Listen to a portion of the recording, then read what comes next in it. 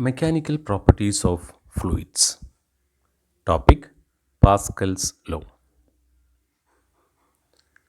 The French scientist Blaise Pascal observed that the pressure in a fluid at rest is the same at all points if they are at the same height.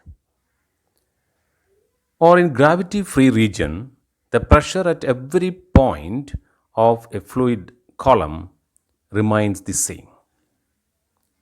The meaning of this statement is if the pressure in a liquid is changed at a particular point, the change is transmitted to the entire liquid without being diminished in magnitude.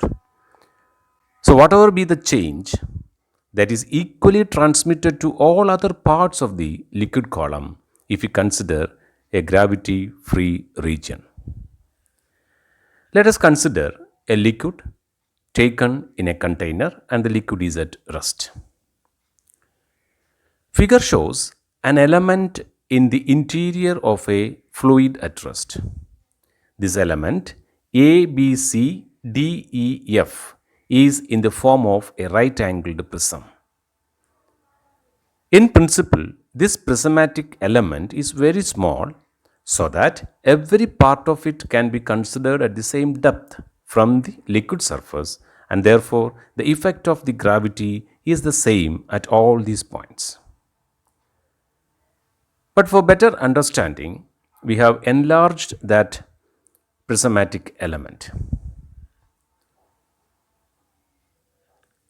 The forces on this element are those exerted by the rest of the fluid, and these forces are normal to the surfaces of the element. Thus, the fluid exerts pressure Pa, Pb, and Pc on this element of area corresponding to the normal forces Fa, Fb, and Fc as shown in the figure. On the faces BeFc, ADFC, and ADEB denoted by AA, AB, and AC respectively.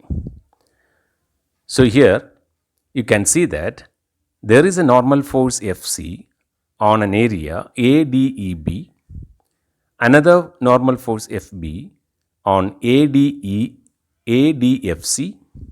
and another force Fa on the lower surface, that is BEFC. So since these forces are normal to the surfaces, there will be corresponding pressure, and that pressures are denoted as Pa, Pb, and Pc, and the elementary areas are AA, AB, and AC. Now, this prismatic element or that column of liquid is at rest, means the resultant force on this element is 0. And here we have three forces Fb, Fc, and Fa. So the resultant of Fc, Fb, Fa should be equal to 0. That is, the vector sum of Fa, Fb, and Fc is equal to 0. Now to simplify that, I will resolve this force Fb into two mutually perpendicular directions.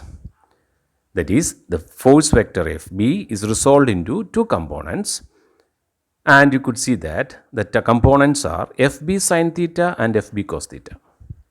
So here the Fb sin theta component is acting towards left of the prismatic element, and Fb cos theta is acting downward. Now since that prismatic element is at rest, the resultant of all these forces should be 0, and this happens when the horizontal forces cancel each other and the vertical forces cancel each other. So we have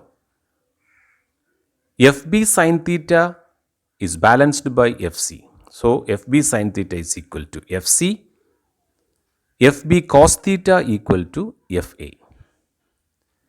Correspondingly, we can resolve the area vectors also, and we get AB sin theta equal to AC and AB cos theta is equal to AA.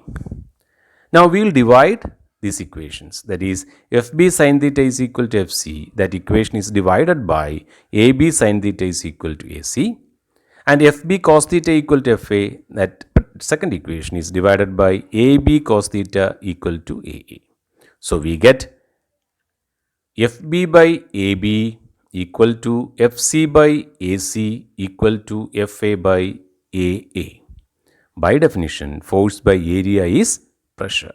So FB by AB is equal to PB, FC by AC is equal to PC, and FA by AA equal to PA. That means the pressure at the three regions are same, or the pressure exerted is same in all directions in a fluid at rest, and that is Pascal's law.